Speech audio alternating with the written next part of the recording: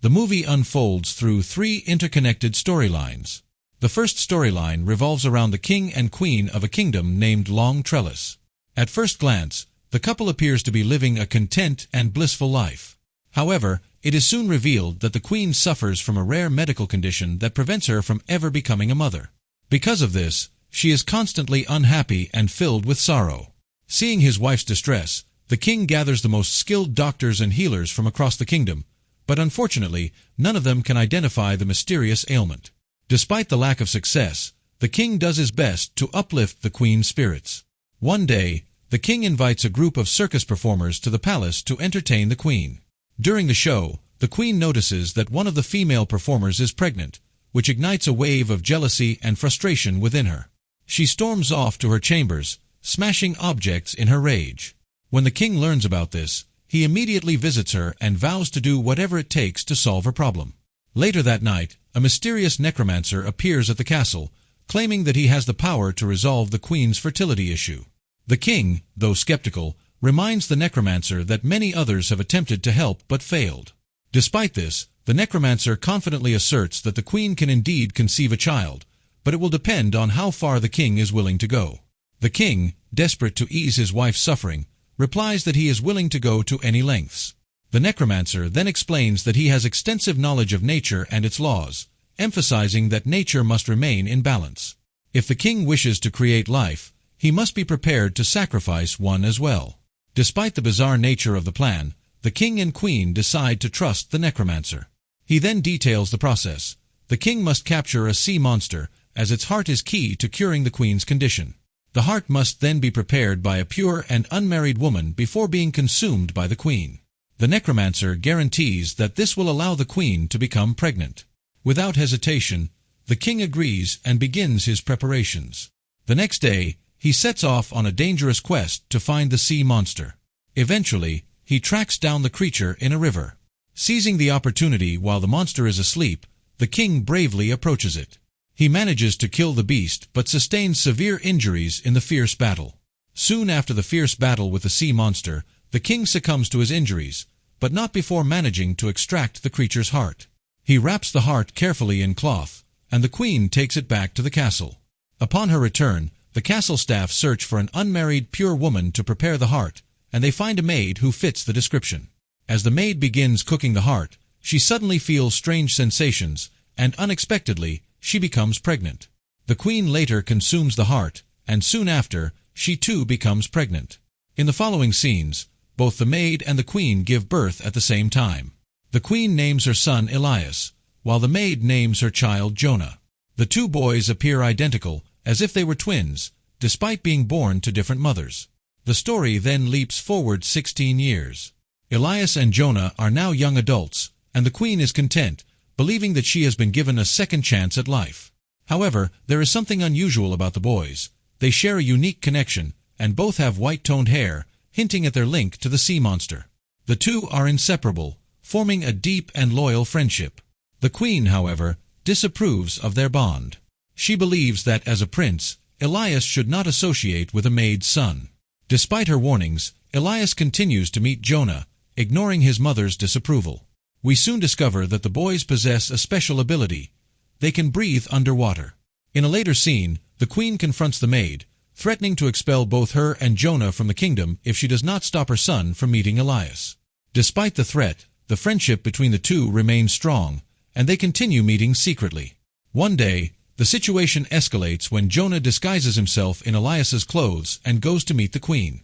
When she realizes the deception, she becomes furious and decides to banish Jonah from the kingdom. Elias tries desperately to prevent this but fails to stop his friend's exile. Before leaving, Jonah uses his knife to cut a tree, causing water to flow from it. He tells Elias that as long as the water remains clear, it means he is safe. However, if the water turns red, it is a sign that Jonah is in danger. With that, Jonah leaves the kingdom. Elias regularly checks the water, anxious to see if it has changed color. One day, he notices the water has turned red and immediately senses that something is wrong. Without informing his mother, he sets off on a quest to find Jonah. After a long and arduous journey, Elias finally arrives at Jonah's home, only to discover that Jonah has married a young woman. The locals mistake Elias for Jonah because of their strikingly similar appearance. Elias then learns that Jonah ventured into the forest 5 days ago and has not returned since, leaving everyone worried about his fate. Elias sets off on a determined search for Jonah. While back in the kingdom, the queen grows increasingly worried about her son's prolonged absence. Desperate and without any other options, she seeks out the mysterious necromancer once more. The necromancer reiterates his condition. If the queen wishes for her son's safe return, she must be willing to make a life sacrifice. Without hesitation, the queen agrees to the grim proposal, showing her willingness to do anything for Elias. Meanwhile, Jonah is found badly wounded inside a dark cave. As he struggles to survive, a large winged creature attacks him, attempting to take his life. Hearing Jonah's cries for help, Elias manages to locate him just in time. He bravely battles the creature and slays it with his sword, saving Jonah's life. However, Elias is unaware of the heartbreaking truth. The creature he killed was actually his own mother, transformed by the necromancer's magic as part of the life-for-life bargain. The first narrative concludes with a tragic twist. Elias ascends to the throne, becoming the new king of the kingdom, while the fate of his mother remains a hidden and sorrowful secret. The movie then transitions to the second narrative, centering on another kingdom ruled by a lustful king and 2 elderly sisters named Dora and Ima. The king is a man of great wealth and power, constantly surrounded by beautiful women, yet he remains unmarried. He is often seen indulging in heavy drinking and seems uninterested in finding a queen, believing that his charm and fortune could win over any woman he desires. In a nearby house close to the palace, we meet the 2 sisters, Dora and Ima. Dora is cunning and manipulative, while Ima is straightforward and kind-hearted. The sisters are both elderly and unmarried, living a secluded life. Despite their advanced age and appearance, their voices are remarkably sweet and youthful, which conceals their true identity. One morning, the king overhears Dora singing outside her home. He becomes instantly captivated by her melodious voice, imagining her to be a young and stunning woman. Driven by desire, the king decides he must meet her in person. Before long, the king arrives at the sisters' house, eager to see the woman behind the enchanting voice. In his mind, he envisions Dora as a beautiful, youthful maiden. As he knocks on their door, both sisters are thrown into a state of panic, fearing the king's wrath if he discovers their true, elderly appearances.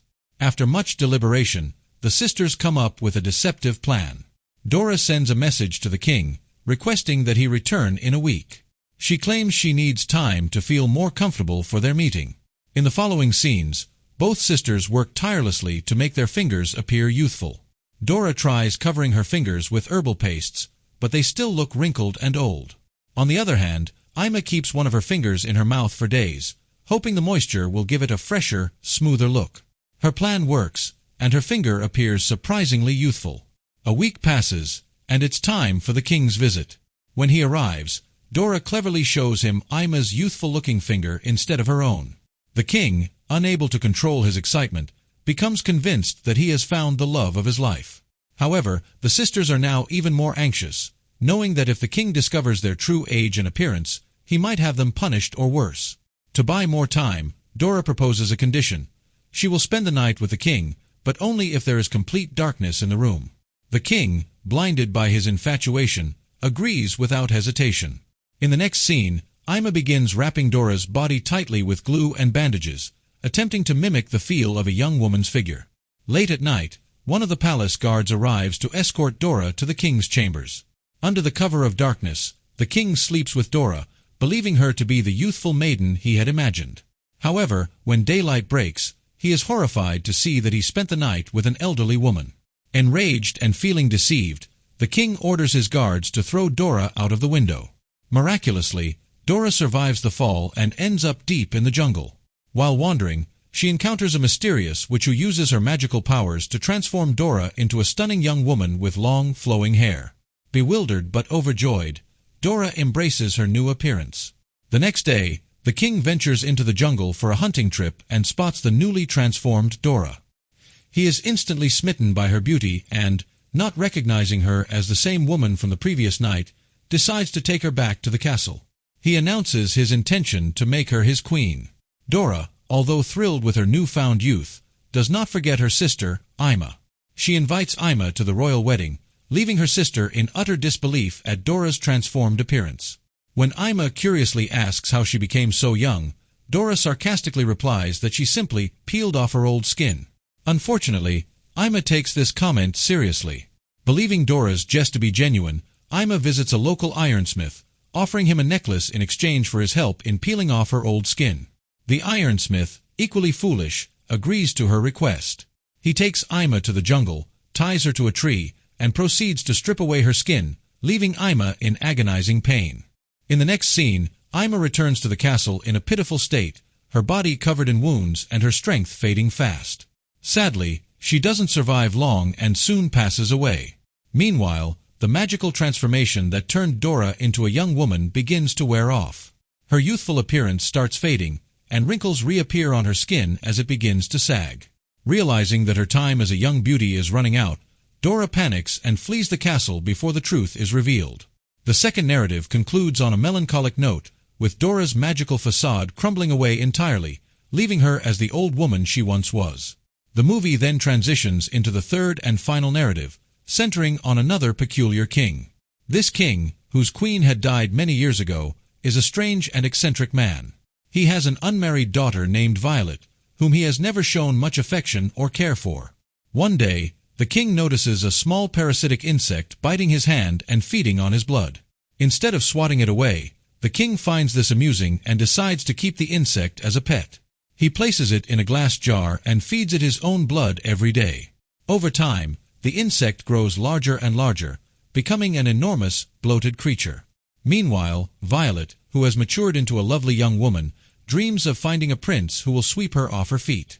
However, her father is indifferent towards her, focusing all his attention on his bizarre pet instead.